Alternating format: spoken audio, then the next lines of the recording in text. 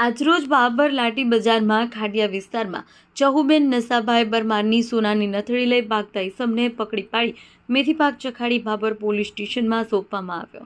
ભાબર મુકામે પરમાર ચહુબેન નશાભાઈ પરમાર રહે તીથગામ વાળા તેઓ બાબર લાટી બજાર વિસ્તારમાં ખરીદી કરવા માટે આવેલ।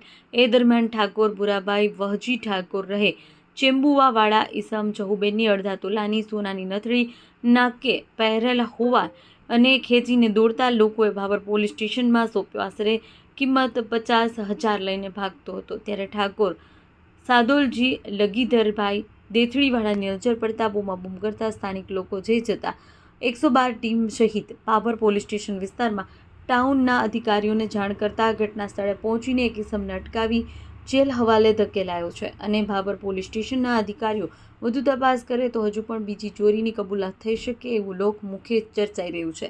અહેવાલ ગોપાલ કે પૂજારા, ભાબર વાવ, થરાદ।